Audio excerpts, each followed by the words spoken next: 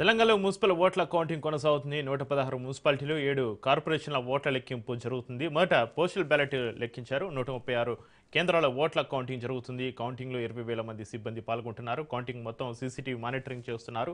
మొదటి ట్రెండ్ రావడానికి 2 గంటలు పట్టే అవకాశం అయితే కనిపిస్తుంది. సాయంత్రానికి ఫలితాలపైన స్పష్టత రానుంది. ఇక ఈ నెల 16న మున్సిపల్ చైర్మన్లు, వైస్ చైర్మన్ల ఎన్నిక జరగనుంది. అదే రోజు కార్పొరేషన్ల మేయర్లు, డిప్యూటీ మేయర్లను ఎన్నుకుంటారు. ఇక ఈ కౌంటింగ్ సంబంధించి మరింత సమాచారాన్ని భద్రాద్రి కొత్తగూడ నుంచి మరింత సమాచారాన్ని మా ప్రతినిధి నవీన్ లైవ్లో అందిస్తారు. నవీన్, కౌంటింగ్ కేంద్రం వద్ద పరిస్థితి ఏ విధంగా ఉంది? ఓట్ల లెక్కింపు ఏ విధంగా కొనసాగుతుంది? నవీన్.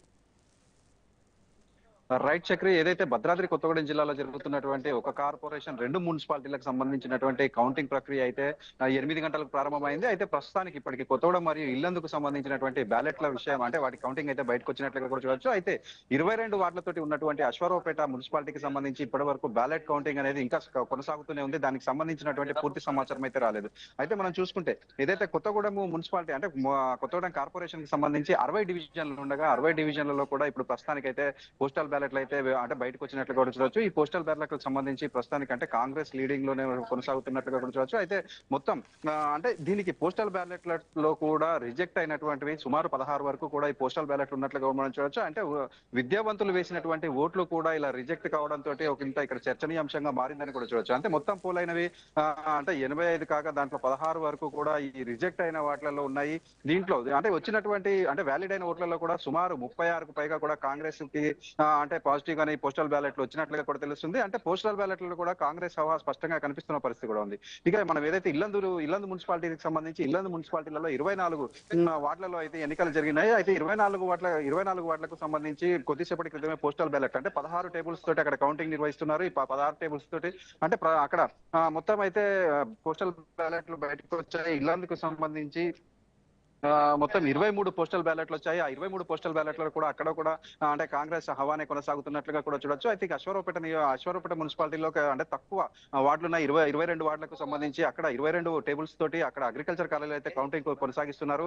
దీనికి సంబంధించి మొదటగా ఏదైతే జిల్లాకు సంబంధించి ఇటు కొత్తగూడెం కార్పొరేషన్ లో 60 డివిజన్లు, అదేవిధంగా అంటే ఇల్లందు మున్సిపాలిటీలో 24 వార్డులు, అశ్వారావుపేటలో 22 వార్డులు ఉండగా మొదటిగా ఫలితాలు వచ్చేటివి అశ్వారావుపేట మున్సిపాలిటీ నుంచి మొదటి ఫలితాలు వచ్చే అవకాశం కూడా ఉంది. అయితే మనకు తెలుస్తున్నటువంటి కొన్ని ట్రెండ్స్ ప్రకారం ఏదైతే ఇప్పుడు ఇటు అసెంబ్లీ కావచ్చు లేదా పార్లమెంట్ ఎన్నికలలో కూడా అశ్వారావుపేట నుంచే మొదటి ఫలితాలు వచ్చాయి. అశ్వారావుపేట నుంచే ఇక్కడ అంటే వారికి ఒక సెంటిమెంట్ గా కూడా కాంగ్రెస్ భావిస్తున్న పరిస్థితి కూడా ఉంది. అయితే అశ్వారావుపేటలో ఖచ్చితంగా ఇటు కాంగ్రెస్ మరియు బీఆర్ఎస్ మధ్య పోటీ నెలకొని ఉన్నట్లుగా కూడా చూడవచ్చు. ఇటు కొత్తగూడెం 60 డివిజన్లలో కూడా ఇటు కాంగ్రెస్ మరియు సిపిఐ బీఆర్ఎస్ మధ్యలో త్రిముఖ పోరు ఉంది. ఇటు ఇల్లందు ఇటు కాంగ్రెస్ పరిస్థితి కూడా ఉంది.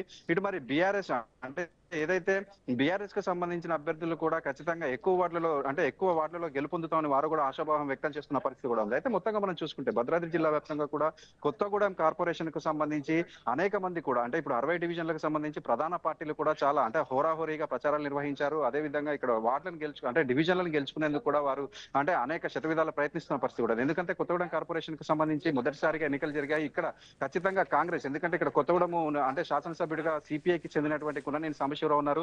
కానీ కాంగ్రెస్ కూడా ఖచ్చితంగా కార్పొరేషన్ పదవికి అంటే వారు జెండా ఎగరవేయాలని వారైతే కృత నిశ్చయంతో ఉన్నారు. అదేవిధంగా ఇప్పుడు సిపిఐని చూసుకున్నా కూడా సిపిఐ కూడా ఇటు కొత్తగూడెంలో ఉన్నటువంటి 60 డివిజన్లలో కూడా 60 డివిజన్లలో అంటే సగానికి పైగా కూడా సిపిఐ పార్టీ గెలుస్తుందని వారు ఆశాభావం వ్యక్తం చేస్తున్న పరిస్థితి కూడా ఉంది. ఇటు బీఆర్ఎస్ కూడా ఏదైతే సిపిఐ మరియు కాంగ్రెస్ ఇద్దరు కూడా పోటీలో ఉండటంతో ఇటు అంటే అసెంబ్లీ ఎన్నికలు కావచ్చు పార్లమెంట్ లో వీరు ఒక జట్టుగా పోటీ చేయడంతో ఇక్కడ అంటే బీఆర్ఎస్ ఓటమి పాలైంది అనే భావనలో అయితే వీరు ఉన్న పరిస్థితి కూడా ఉంది. ఇప్పుడు 2 పార్టీలు కూడా పోటీలో ఉండటంతో ఇటు బీఆర్ఎస్ అభ్యర్థులకు కూడా కలిసి వస్తుందా అనే అంశాల్లో అయితే వీరు చూస్తున్న పరిస్థితి కూడా ఉంది. మొత్తంగా మనం చూసుకుంటే కొత్తగూడెం కార్పొరేషన్ కి సంబంధించి ఇటు సిపిఐ కాంగ్రెస్ బీఆర్ఎస్ త్రిముఖ పోరు నెలకొన్నట్లుగా కూడా చూడొచ్చు. ఇక అశ్వారావుపేట నియోజకవర్గంలో కూడా అశ్వారావుపేటలో ఉన్నటువంటి 22 డివిజన్లలో 22 వార్డులలో కూడా 22 వార్డులకు సంబంధించి బీఆర్ఎస్ మరియు కాంగ్రెస్ ల మధ్య అయితే హోరాహోరీ తప్పేది అనిపించట్లేదు.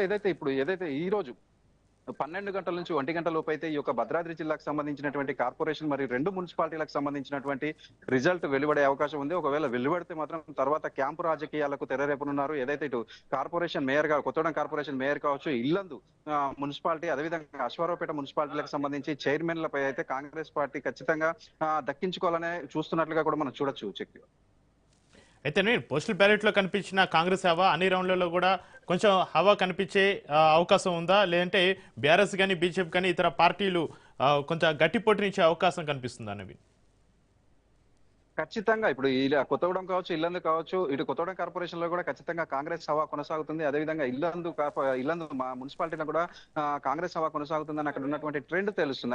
అయితే పోస్టల్ బ్యాలెట్ లోనే ఈ విధంగా ఉంది. ఖచ్చితంగా వార్డు కౌంటింగ్ అంటే ఈ యొక్క ఓట్ల కౌంటింగ్ స్టార్ట్ అయినాక కూడా కాంగ్రెస్ హవా కొనసాగుతుందని ఇక్కడ ఉన్నటువంటి కాంగ్రెస్ శ్రేణులు అయితే అంటే ఆనందం వ్యక్తం చేస్తున్న పరిస్థితి కూడా ఉంది. ముఖ్యంగా మనం చూసుకున్న దాని ప్రకారం ఏదైతే రాజును సర్వే ప్రకారం కూడా కొత్తగూడెంలో 32 నుంచి 36 స్థానాలు కూడా ఇటు కాంగ్రెస్ అంటే హస్తగతం చేసుకునే అవకాశం ఉంది.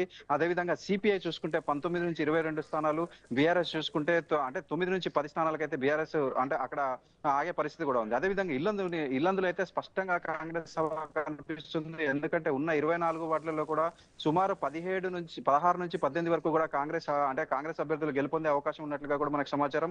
ఇటు బీఆర్ఎస్ అంటే 4 నుంచి 5కే పరిమితం కానున్నట్లుగా కూడా మనకు తెలుసు. అయితే అక్కడ ఇండిపెండెంట్ కావచ్చు, లేకపోతే ఎన్డీ పార్టీలు వీరందరూ కూడా ఉన్నారు. అయితే లాస్ట్ అంటే అక్కడ ఉన్నటువంటి దాని ప్రకారం అంటే వేరే పార్టీలు కలిసినా కూడా చైర్మన్ పీఠం మాత్రం ఖచ్చితంగా కాంగ్రెస్ చేజెక్కించుకుంటుంది. అశ్వారావుపేటలో ముఖ్యంగా మనం చూసుకుంటే అశ్వారావుపేటలో ఇటు బీఆర్ఎస్ మరియు కాంగ్రెస్ రెండు పార్టీలు కూడా సమంగా అయితే సీట్లను పంచుకొని ఉన్నాయి. అయితే ఇక్కడ ముఖ్యంగా మనం చూసుకుంటే ఇటు కార్పొరేషన్ కావచ్చు, లేకపోతే 2 మున్సిపాలిటీలకు సంబంధించి ఎక్స్ అఫీషియల్ ఓటర్లు అయితే మాత్రం ఖచ్చితంగా ఇక్కడ నుంచే అంటే ఉపయోగించుకునే అవకాశం ఉంది. ఎందుకంటే ఇటు బీఆర్ఎస్ కూడా అంటే ఇది అశ్వారావుపేట అంటే మొదటిసారిగా ఎన్నికలు జరిగినటువంటి అశ్వారావుపేట మున్సిపాలిటీకి సంబంధించి అక్కడ ఈ యొక్క పీఠాన్ని దక్కించుకునేందుకైతే వారు కూడా శతవిధాల ప్రయత్నిస్తున్న పరిస్థితి ఉంది. ఇప్పుడు బీఆర్ఎస్ పార్టీ తరఫున చూసుకుంటే ఎంపీ కావచ్చు, ఎమ్మెల్సీలు ఇద్దరు ఉన్నారు.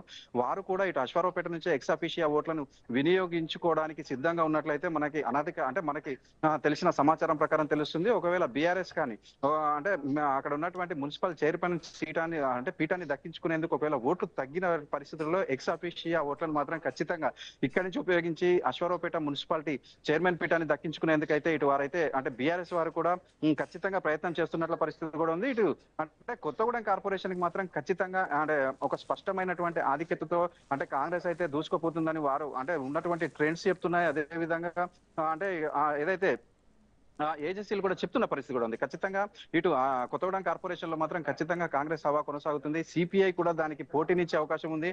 ఒకవేళ బీఆర్ఎస్ అనుకున్న స్థానాల కంటే ఒకవేళ ఎక్కువ సీట్లు వస్తే బీఆర్ఎస్ ఇండిపెండెంట్లు అదే విధంగా ఇది సిపిఐ మూడు కలిసి కూడా కొత్తగూడెం కార్పొరేషన్ ని చేజెక్కించుకునే అవకాశాలు కూడా లేకపోలేదు.